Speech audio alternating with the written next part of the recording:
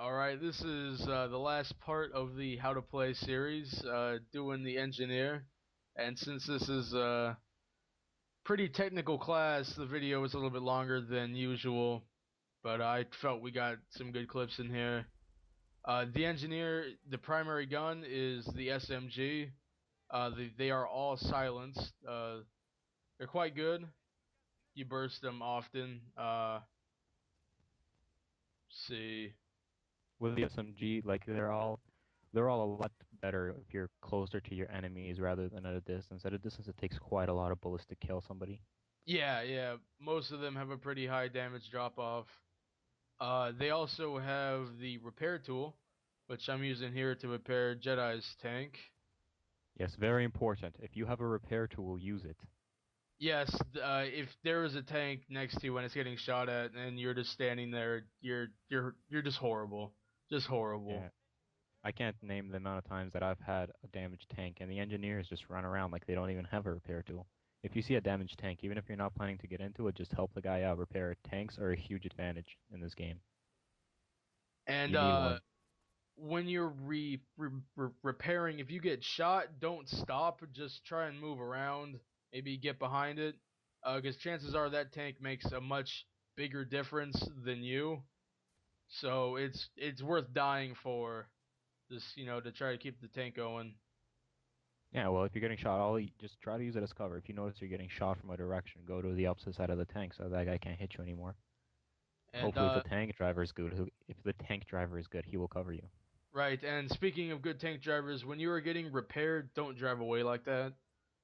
He gets killed there because he drove straight into a mortar strike, and I was not able to repair him up. So just try not to do that. Yeah, if you're highly damaged and you're in a tank, try to get somewhere safe so the engineer that is repairing you doesn't get killed and you don't get killed. Also, don't stand still for too long. If you stand still for too long, you are going to get mortar striked. Yes, it's especially with how many bush hookies there are in the average match. The repair tool also has a lot of uses. Here I'm, just destroying campers with it. But it does take a while. But hey, if you're out of ammo, why not? If you want to humiliate somebody really badly, that is a good way to do it. You can also damage enemy tanks with it. It does take a while, but the damage adds up.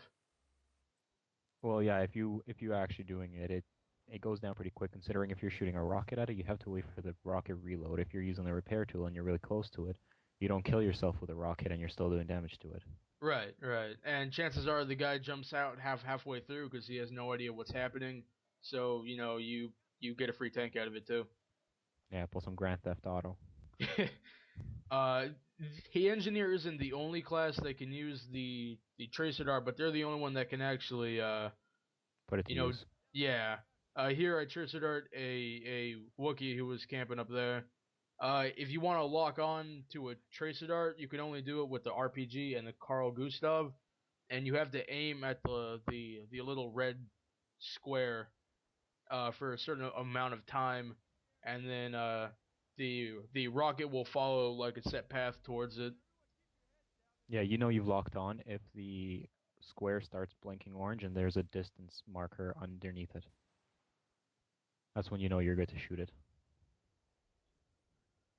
Also, you're gonna want to try to curve it around objects. Don't just shoot straight through a building. If there's a building in the path between you and the tank, try to shoot over the building so that the rocket would curve down.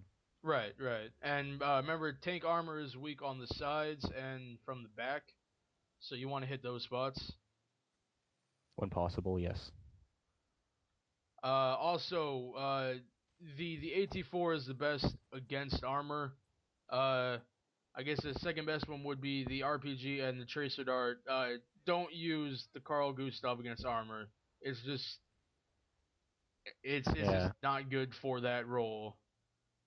Well, to a point where if you already have a Carl Gustav out, if you see that there's a tank, you might as well pop off some shots at it until it gets destroyed. But if you're playing a heavy vehicle map, say Panama Canal, for instance, Atacama Desert, any of those, you want to be rolling with an RPG or an AT4 for sure. Right. I mean, the Gustav has its uses. I think we can see a few of that later on. Yeah, here Yeah, starting. it's Anti-infantry and anti-air is what I think the Gustav does well, but anti-tank, just no, it does not do that very well. Yeah, if you want to roll with a Carl Gustav, use it on a map where there's lots of buildings and little vehicles. If there's, for instance, White Pass over here, as you can see in this clip, there's a lot of buildings, so that means there's a lot of places for people to hide, and that thing will just blow through walls and kill them while they're inside. Right, and as far as like the rocket stats and whatnot, uh, the Gustav has the highest splash damage and travels the fastest, but it does the lowest damage versus armor. The AT4 flies the slowest and has the lowest splash damage, but does just absurd amounts of damage to armor, and it can be manually guided. So, and the RPG kind of plays the middleman there. Yeah, So it's actually, if you go into depth into it, when you have a tracer on a vehicle and you get the RPG locked onto it, it will go 10 distance per second faster than it normally would, and the AT4s boost up to they go faster as they travel longer. So they start off slower and they gradually increase in speed, but they still don't match up to the Gustav in speed. right, right. You can also unlock the anti-tank mines here. You can see me using them. I didn't throw that one very far, but you can do it. Um, you can have 6 out at a time, and it takes 2 to blow up tanks, regardless of type.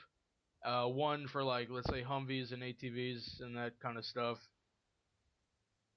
Yeah, also they don't disappear when you die. So once you place down six, as long as nobody's destroyed them, nobody's stripped them, they will stay there until something blows them up. Even if you switch kits, they will Yeah, stay even if you there. switch kits. Yeah. That's Oh the wait. advantage on it. It's the fact that you can leave and forget. It's one of those things that if you drop them, you can switch to a rocket launcher per se later on, and those will still stay there and serve a purpose. Right.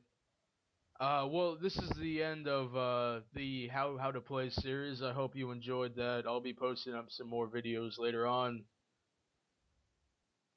Yep.